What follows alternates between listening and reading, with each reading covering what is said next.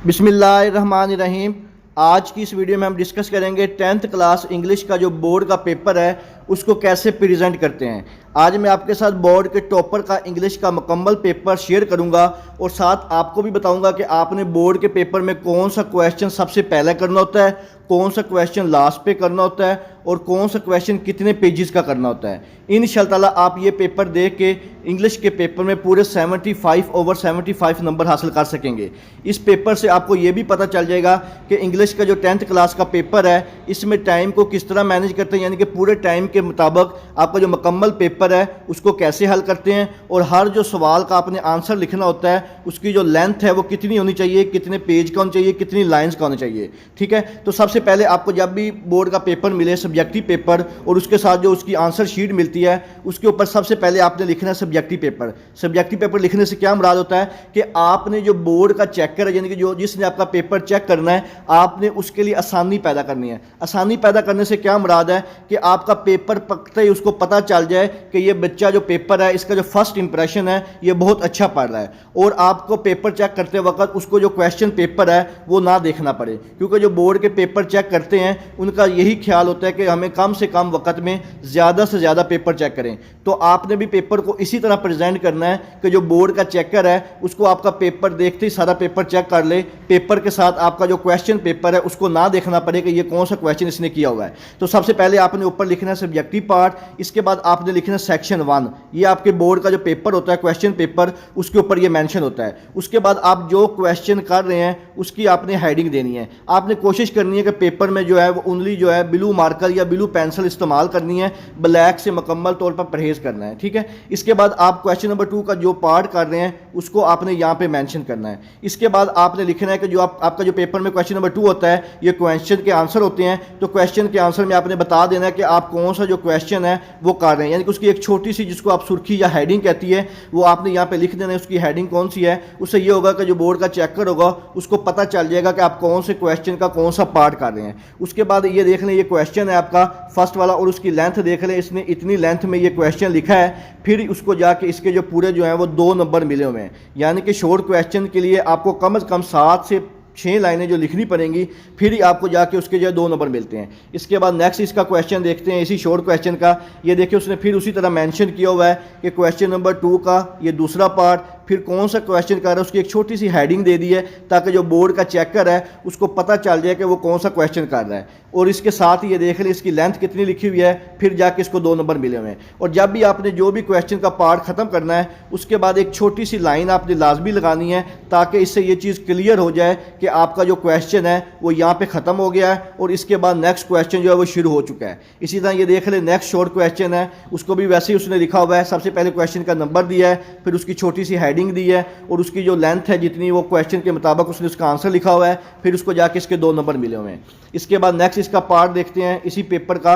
ये देखें question number 4 है, उसकी छोटी सी हेडिंग दी है ताकि पता चल जाए कौन सा पेपर है। फिर उसकी ये देख लें आप क्वेश्चन की लेंथ देखें कि इतना क्वेश्चन उसने लिखा हुआ है, फिर जाके उसके पूरे 2 नंबर मिले हैं। ये हम ऐसे ही कह देते हैं कि हमारे इंग्लिश में बहुत कम नंबर आए हैं जबकि हमारा पेपर बहुत अच्छा हुआ था, लेकिन अच्छे नंबर पूरे 75 ओवर 75 नंबर लेने के लिए हमें जो क्वेश्चन पेपर है उसको उसके मुताबिक अटैम्प्ट करना पड़ता है, उसको थोड़ा सा लेंथी करके लिखना पड़ता है, फिर जाके हमें उसके जो पूरे जो हैं वो पूरे 75 ओवर 75 मार्क्स मिलते हैं। इसके बाद नेक्स्ट यही शॉर्ट क्वेश्चन है, इसका नेक्स्ट जो पार्ट किया उसकी छोटी सी हेडिंग दे दी हुई है और आपने कोशिश करनी है कि जब आप क्वेश्चन लिख रहे हो उसके अंदर कोई अगर कोई डेट आ जाए, किसी का कोई नाम आ जाए तो उसको आपने जो मार्कर के साथ इस तरह हाईलाइट कर देना है। इससे क्या होता है कि जो क्वेश्चन चेकर होता है बोर्ड का उसके ऊपर एक अच्छा इंप्रेशन पड़ता है। जैसे यहाँ पे अब कायदे आज़म आया है तो कायदे आज़म को उसने मार्कर के साथ आप जो अच्छा सा हाईलाइट कर दें, आप ब्लैक पॉइंटर से इस्तेमाल करें, आप सिर्फ जो मार्कर है उसका यूज़ करके उसको हाईलाइट कर दें, फिर आपको इंशाल्लाह उसके जो पेपर चेकर है उसके ऊपर इंप्रेशन भी अच्छा पड़ेगा और आपको वो नंबर भी पूरे देगा। इसके बाद जैसे ही उसका फर्स्ट क्वेश्चन मुकम्मल हुआ है आपने भी जो सेकंड क्वेश्चन करना है उस क्वेश्चन नंबर 3 नहीं करना, क्वेश्चन नंबर 2 के बाद आपने क्वेश्चन नंबर 7 करना है जो कि आपका पेयर ऑफ वर्ड्स होता है। ये मैं आपको साथ साथ इसलिए बता रहा हूँ कि इस तरह आपका जो पेपर का टाइम है वो मुकम्मल तौर पर मैनेज भी हो जाता है और आपका जो पूरा पेपर है वो टाइम पे मैनेज भी होता है। तो सबसे पहले आपने जो क्वेश्चन करना है उसकी हेडिंग देनी है, फिर उस क्वेश्चन कौन सा है यानी कि वो किसके रिलेटेड क्वेश्चन है आपने उसकी हेडिंग देनी है। इसके बाद आपने नेक्स्ट जब पेयर ऑफ वर्ड्स लिखने हैं तो देखिए किस तरह खूबसूरत अंदाज में पेयर ऑफ वर्ड्स लिखे हुए हैं। सबसे पहला जो पेयर ऑफ वर्ड्स उसने लिखा है उसके दोनों जो उसने वो बताए हुए हैं, फिर साथ उसने उसके जो है वो मीनिंग भी लिखे हैं ताकि इसके भी बहुत अच्छा इंप्रेशन पड़े। साथ उसने उसके मुकम्मल उसके जो सेंटेंसेस हैं वो भी लिखे हुए हैं। जब ये ख़त्म हो गया है तो उसके बाद एक छोटी सी लाइन लगाई ताकि पता चल जाए कि यहाँ पे ये ख़त्म हो चुका है। इसके बाद दूसरा पेयर ऑफ वर्ड लिखा है, ठीक है, उसको भी बिल्कुल उसी तरह ही उसने अच्छी तरह प्रेजेंट किया हुआ है और यहाँ पे डिटेल से उसने बताया हुआ है कि मैं ये वाला कर रहा हूँ, और उसके साथ उसने मायने भी लिख दिया है ताकि चेक करने वाले को इससे भी एक अच्छा इंप्रेशन पड़े। ये जैसे ये खत्म हुआ इसके बाद भी लाइन लगाई है। इसी तरह तीसरा पेयर ऑफ वर्ड्स है। आपने भी जब भी पेयर ऑफ वर्ड्स को अटैम्प्ट करना है तो आपने बिल्कुल सेम इसी तरह उस पूरे पेपर को है उसके जो पेयर ऑफ वर्ड्स हैं इसी तरह उनके मैनी भी लिखने। अगर आपको मीनिंग आते हैं नहीं आते तो कोई बात नहीं, नाम भी लिखें, लेकिन इससे इंप्रेशन अच्छा पड़ना है। और जैसे ही वो खत्म हो उसके बाद आपने एक लाइन भी लगानी है और जैसे ही नेक्स्ट शुरू करना है उसकी आपने नंबरिंग लाजमी देनी है। तो ये हो गए आपके जो पेयर ऑफ वर्ड्स हैं उसको, और जैसे ही क्वेश्चन खत्म होगा उसके नीचे आपने एक मुकम्मल लाइन लगानी है ताकि पता चल जाए कि यहाँ पे मुकम्मल क्वेश्चन खत्म हो चुका है। और इस छोटी लाइन का मतलब ये होता है कि इसका ये क्वेश्चन का पार्ट है वो मुकम्मल हो चुका है। इसके बाद पेयर ऑफ वर्ड्स के बाद आपने जो क्वेश्चन नंबर करना है, आपने क्वेश्चन नंबर 8 करना है। क्वेश्चन नंबर 8 क्या होता है, इसमें आपने उर्दू टू इंग्लिश में जो सेंटेंस दिए होते हैं उनको ट्रांसलेट करना होता है। अब यहाँ पे उसने सबसे पहले बता दिया कि मैं क्वेश्चन नंबर 8 कर रहा हूँ। यहाँ पे आप मजीद एक और हेडिंग भी दे सकते हैं कि ट्रांसलेट इन टू इंग्लिश, यहाँ पे वो भी मार्कर से लिख सकते हैं। उसके बाद उसने जो पहला सेंटेंस है वो लिखा है जिसको आपने करना है। अगर आपने दूसरा करना है तो दूसरे के नंबर देने हैं, तीसरा करना है तो तीसरे का नंबर देना है, और कोशिश करें कि साथ उसकी जो उर्दू है वो भी लिख दें। बाद बच्चे क्या करते हैं कि सिर्फ उसकी जो इंग्लिश है वो लिख देते हैं, उर्दू साथ मेंशन नहीं करते हैं। तो आपने कोशिश करनी है कि साथ उर्दू भी लिख दें और उसकी जो इंग्लिश है वो भी साथ लिख दें। इसके बाद इसी तरह जैसे ही ये खत्म हो उसके बाद आपने लाइन लगानी है। इसके बाद नेक्स्ट जब आपने ट्रांसलेशन करनी है उसकी नंबरिंग उसको उसी तरह उर्दू इंग्लिश, फिर जब खत्म उसकी लाइन, इसी तरह तीसरा मुकम्मल जो आपने ट्रांसलेशन है बिल्कुल सेम टू सेम इसी तरह आपने करनी है। और जैसे ही आपका ये मुकम्मल क्वेश्चन खत्म हो आपने उसके नीचे एक बड़ी सी लाइन लगानी है ताकि पता चल जाए कि आपका ये वाला जो क्वेश्चन नंबर 8 है ये मुकम्मल हो चुका है। इसके बाद आपने पेपर में जो नेक्स्ट क्वेश्चन करना है वो आपने क्वेश्चन नंबर 8 के बाद क्वेश्चन नंबर 3 करना है जो कि आपका ट्रांसलेशन होता है। ट्रांसलेशन ये कौन सी होती है, आपके पास इंग्लिश के जो पैराग्राफ दिए होते हैं समटाइम एक भी दिया होता है और समटाइम 2 पैराग्राफ दिए होते हैं। तो आपने जो भी पैराग्राफ करना है, अगर एक दिया तो वैसे ही ट्रांसलेशन कर देनी है, अगर 2 दिए हैं तो उनके नंबरिंग को मेंशन करके नंबरिंग दे के आपने उसकी जो ट्रांसलेशन है बिल्कुल सेम टू सेम जैसे वहाँ पे पैराग्राफ बने हुए हैं उसके मुताबिक आपने उसको ट्रांसलेट कर देना है। जैसे ही आपकी पैराग्राफ वाली ट्रांसलेशन खत्म हो उसके नीचे आपने एक मुकम्मल लाइन लगानी है कि ये वाला जो आपका क्वेश्चन है ये मुकम्मल हो चुका है।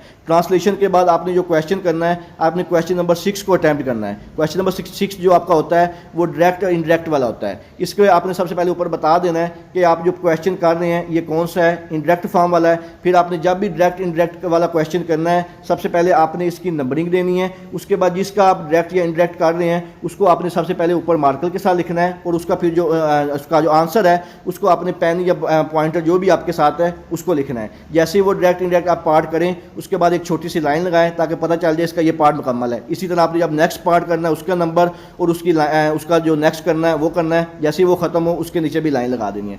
इसी तरह आपका जो नेक्स्ट डायरेक्ट इनडायरेक्ट है तीसरा पार्ट, फिर उसी का चौथा पार्ट, इसी का 5वां पार्ट। जब भी आपने डायरेक्ट इनडायरेक्ट करने हैं उसका आपने क्वेश्चन जो है वो लाजमी लिखना है, फिर उसको नीचे आपने ट्रांसलेट करना है ताकि चेकर के लिए मज़ीद आसानियाँ जो है वो पैदा होती रहें और आपको उसके जो नंबर हैं वो मुकम्मल मिले।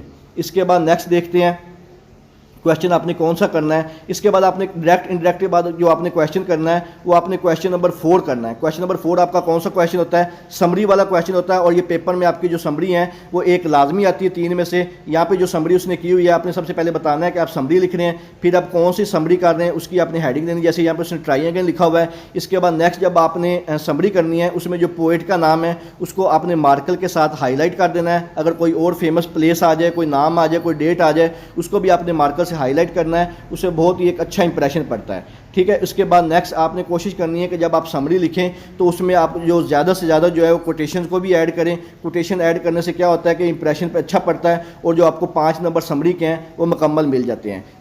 कोटेशन ऐड करने से एक तो आपकी समरी की लेंथ ज़्यादा होती है, पेज काफ़ी कवर होता है, और एक जो बहुत ही अच्छा आप देखें यहाँ पे मैं पूरा पेज आपको दिखाता हूँ कि कितना अच्छा एक इंप्रेशन जो पड़ रहा है पूरा समरी का इसके साथ। इसके बाद नेक्स्ट जो आपने क्वेश्चन करना होता है समरी के बाद आपने क्वेश्चन नंबर 5 करना होता है। क्वेश्चन नंबर जो 5 आपका होता है ये ऐसे का क्वेश्चन होता है जो कि 15 मार्क्स का होता है। जब आपने ऐसे का क्वेश्चन करना है सबसे पहले आपने जो ऐसे करना है उसकी आपने हेडिंग देनी है। जब आपके पास टोटल जो ऐसे होते हैं वो 3 होते हैं, 3 में से आपने किसी एक के ऊपर नोट करना होता है। और आप यहाँ पे एक बात नोट कर लें, आपने कम से कम 3 से 4 पेजेस का आपने जो है वो ऐसे लिखना है, फिर आपको उसमें जाके आपको 15 में से 14 या 13 मार्क्स आपको मिलेंगे। अगर आप 3 या 4 पेजेस से कम लिखेंगे तो आपको 8 से 10 नंबर मिलेंगे, इससे ज़्यादा नंबर आपको आपको कभी भी ऐसे में नहीं मिलेंगे। और जब भी आपने ऐसे को लिखना है, आपने ऐसे के साथ हर ऐसे की कम से कम आपको 3 से 4 कोटेशन अहादीस वगैरह आती हों, आपने उसी के रिलेटेड जो है वहाँ पे ऐड करनी है। एक तो उससे पेज कवर ज़्यादा हो जाता है, एक इंप्रेशन अच्छा पड़ता है। अब जैसे यहाँ पे आपको इसको ऐसे शेयर करता हूँ, लाइब्रेरी जिसने ऐसे लिखा हुआ है, सबसे पहले थोड़ा सा स्टार्ट दिया है लाइब्रेरी का, उसके मतलब उसमें कोई चीज़ आ जाती है उसको आपने हाईलाइट कर देना है। इसके बाद नेक्स्ट, उसके बाद उसने थोड़ा सा उसके बारे में मजीद बताया हुआ है, इस तरह पॉइंट बना के। पॉइंट बनाने का फ़ायदा ये होता है कि आपका जो पेज है वो ज़्यादा कवर हो जाता है और इंप्रेशन एक अच्छा पड़ जाता है और आपके जो ऐसे की लेंथ है वो भी इंक्रीज़ हो जाती है। इसके बाद नेक्स्ट इसी का पेज देख लेते हैं, ऐसे का ही। देखिए इसने किस तरह छोटे छोटे जो पैराग्राफ बना के लिखा हुआ है, छोटे छोटे। इसमें ये होता है कि इंप्रेशन अच्छा पड़ना है और जब कोई कोटेशन वगैरह कोई चीज़ आ जाए, हदीस वगैरह, उसको आपने इसी तरह लिख देना है। फिर जैसे आप इस तरह ये होता है कि आप देखें ये पूरा पेज है, यहाँ पर अगर हम देखें तो छोटा सा एक पैराग्राफ लिखा हुआ है, लेकिन लिखने का तरीका इस तरह कि ये पैराग्राफ लिख लिया, फिर यहाँ पर थोड़ी सी कोटेशन लिख दी, फिर पैराग्राफ, फिर इसको थोड़ा सा एक्सप्लेन करके, फिर यहाँ पर कोई वर्ड आ गया उसको मार्कर से हाईलाइट कर दिया। इससे ये होता है कि ऐसे की लेंथ वही होती है, जस्ट लिखने का तरीका ऐसे होता है कि एक तो आपका ऐसे की लेंथ ज़्यादा होती है और एक इंप्रेशन ज़्यादा पड़ जाता है। इसके बाद नेक्स्ट ये पेज देख लें, इसको भी ऐसी तरह, ये अभी तक ऐसे ही चल रहा है। उसका जो थर्ड पेज है ये ऐसे का चल रहा है मुकम्मल। ये उसके बाद मजीद उसने यहाँ पे फिर हेडिंग दी हुई है। इससे ये कि एक बाद बच्चे इनको एक ही लाइन में लिख देते हैं, उससे क्या होता है कि जगह जो कम कवर होती है, अगर आप इस तरह पॉइंट्स बना कर लिख दें तो उससे जगह क्या है ज़्यादा कवर हो जाती है। इसके बाद नेक्स्ट उसी का ही ये ऐसे के मतलब कि उसने लिखा हुआ है, मजीद उसमें थोड़ी सी हेडिंग ऐड कर दी हैं। उससे ये होता है कि एक अच्छा पता इंप्रेशन पड़ता है कि पब्लिक लाइब्रेरी कौन सी होती है, स्कूल कौन सी होती है, उसके बाद गवर्नमेंट लाइब्रेरी कौन सी होती हैं, ठीक है। इसके बाद रिसर्च क्या होता है लाइब्रेरी में, इसकी हेडिंग दी हुई है। इसके बाद स्पेशल थोड़ा सा लिखा हुआ है कि इसमें स्पेशलिटी क्या होती है, ठीक है। इसके बाद नेक्स्ट यहाँ पे गवर्नमेंट के बारे में थोड़ा सा बताया हुआ है। ये आप देख लें कम से कम ये 4 से 5 पेजेस हो चुके हैं और अभी तक ये ऐसे चल रहा है। और लास्ट पे एक अच्छी तरह आपने एक बेहतरीन सा कोटेशन लिख देना है। इससे ये होता है कि जो चेकर होता है वो कभी भी आपका जो पेपर है वो मुकम्मल नहीं रीड करता। जिन पॉइंट्स को आपने हाईलाइट किया होता है सिर्फ वही पॉइंट वो पढ़ता है, और जिन पॉइंट्स के ऊपर आपने मार्कर से बोल्ड किया होता है उन पॉइंट के ऊपर उसकी नज़र जाती है, जिससे उसको पता चल जाता है कि इस बच्चे को वाकई पेपर आता है और उसका जो इंप्रेशन है वो अच्छा पड़ जाता है। और इस तरह ये मजीद इसका ये नेक्स्ट पेज है, यानी कि ये कम अज़ कम उसने 4 से जो 5 पेज हैं इसका सिर्फ और सिर्फ ये ऐसे ही लिखा हुआ है। और इस ऐसे में उसने काफ़ी ज़्यादा कोटेशन भी लिखी हैं। कोटेशंस के बाद फिर उसने अहादीस वगैरह उसकी जो इकसाम है वो भी लिखी हुई हैं, कहाँ कहाँ पे होती है, इसकी टाइप्स कौन सी होती हैं, इसकी रिसर्च क्या होती हैं, इसके बेनिफिट्स क्या होते हैं, सारा लिख के लास्ट पे फिर देखें इसको पूरे जो हैं वो ऐसे में 15 नंबर मिले हैं। और इसने कम से कम 5 से जो 6 पेजेस हैं वो लिखे हुए हैं। अगर आप कम से कम 3 से 4 या 4 से 5 पेज भी लिख दें तो फिर भी आपको इंशाअल्लाह 14 मार्क्स जो हैं ऐसे में मुकम्मल मिल जाएंगे। लेकिन लिखने का तरीका इस तरह होना चाहिए कि देखने वाले पर इंप्रेशन अच्छा पड़े, ऐसे लेंथी हो, कोटेशन लिखी हो, मार्कर से वर्ड्स को बोल्ड किया हो जो मशहूर होते हैं, टाइप्स लिखी हो, उसमें हेडिंग बनाई हो,